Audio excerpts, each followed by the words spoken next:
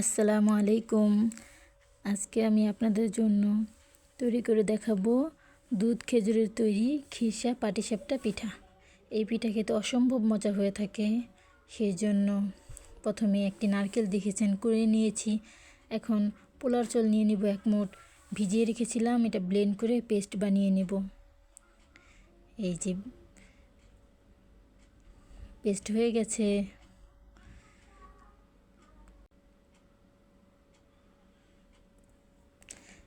একটি হাঁড়ির মধ্যে কতগুলো 2 কাপের মতো খেজুরের গুড় নিয়ে একটু সামান্য পানি দিয়ে গালিয়ে নিলাম। এটা পরে কাজ করব। আর যেখানে 2 কেজির মতো দুধ নিয়েছি, এটা ঘন করে জাল দেব। সামান্য একটু লবণ, তারপর একটু এলাচের গুঁড়ো দেব।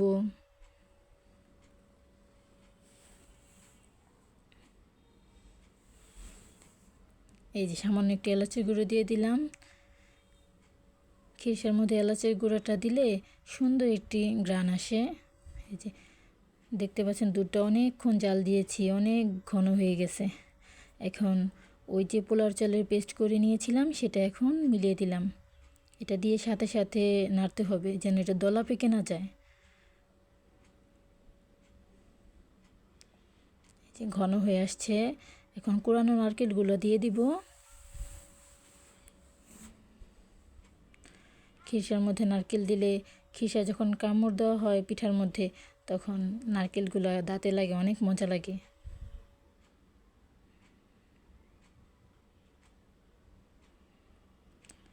এখন এই যে আধা কাপের মতো গুঁড়া দুধ এগুলো দিয়ে দিলাম। এটা আরও ঘন হবে, আরও হবে, মজা হবে।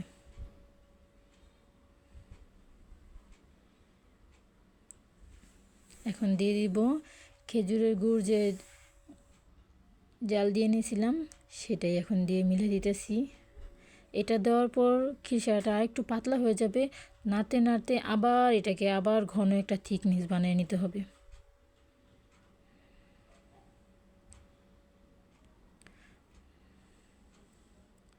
যখন খেজুরের গুড়টা দিছি তখন চুলার আঁচটা একটু কমিয়ে নিছি।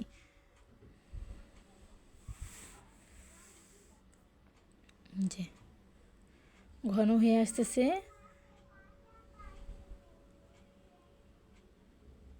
আমার খিরসা কিন্তু রেডি হয়ে গেছে। এখন নামিয়ে নিব। এটা ঠান্ডা হয়ে আরও ঘন হয়ে যাবে। এখন নিয়ে নিচ্ছি চালের গুঁড়ো 3 কাপ নিয়ে নিব। ভেজানো চালের গুঁড়া আর 1 কাপ নিয়ে নিব আটা, ময়দা, এই যে পরিমাণ মতো লবণ। এখন এটা মিশিয়ে নিব। এই যে খেজুরের গুড়গুলো এখন দিয়ে দিলাম।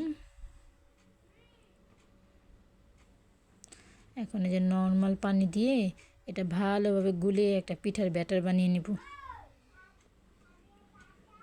এটা যখন গোলানো হয় তখন একটা ডিম দিয়ে দিলে পিঠা ভাঙে না, পিঠার গোলা অনেক সুন্দর হয়।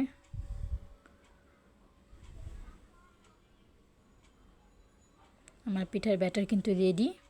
এই যে এখন একটা প্যান গরম হয়ে গেছে, এটার মধ্যে ব্যাটার দিয়ে ঘুরে নিব, একটু ঢেকে দিব। এরপর পরিমাণ মতো খিরসা দিয়ে ব্যাস এটা উল্টায় নিব। এখন শুধু ফোল্ড করে নিলে পিঠা রেডি।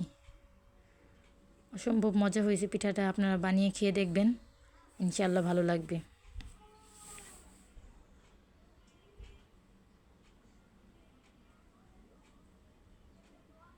এরকম একটার পর একটা বানিয়ে নিব। এই যে আমার পিঠা রেডি। একটা পিঠা কেটে দেখাইতেছি। এই যে, ধন্যবাদ। আসসালামু আলাইকুম।